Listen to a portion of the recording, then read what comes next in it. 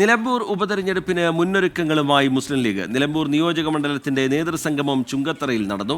ഈ മാസം 13-ന് വിപുലമായ തെരഞ്ഞെടുപ്പ് കൺവെൻഷൻ നടത്തുമെന്ന് അബ്ദുൽ ഹമീദ് MLA 24-നോട് പറഞ്ഞു.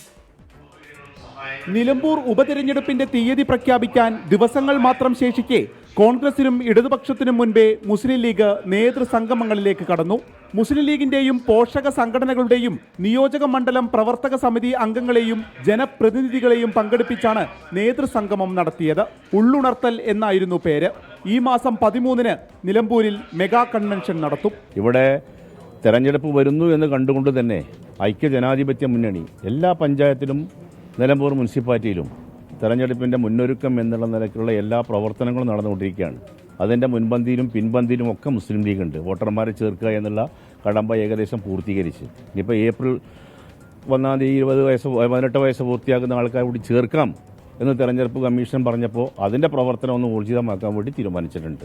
പുതിയ വോട്ടർമാരെ ചേർക്കുന്ന നടപടികൾ അവസാന ഘട്ടത്തിലാണ്. കോൺഗ്രസിന്റെ നേതൃയോഗം ഇന്ന് നടക്കും. മണ്ഡലത്തിന്റെ ചുമതലയുള്ള രാഷ്ട്രീയ സമിതി അംഗം AP അനിൽകുമാർ MLA-യുടെ അധ്യക്ഷതയിലാണ് യോഗം. 6 മാസങ്ങൾക്ക് മുൻപ് ലോക്സഭാ ഉപതെരഞ്ഞെടുപ്പ് നടന്ന മണ്ഡലമാണ് നിലമ്പൂർ. അന്ന് 65,000-ഓളം വോട്ടിന്റെ ഭൂരിപക്ഷം നിലമ്പൂരിൽ നിന്ന് പ്രിയങ്ക ഗാന്ധിക്ക് നേടാനായി. ആ ആത്മവിശ്വാസത്തിലാണ് പാർട്ടി ഘടകങ്ങളെ സജ്ജമാക്കുന്ന പ്രവർത്തനങ്ങളിലേക്ക് UDF കടക്കുന്നത്. 24 മലപ്പുറം.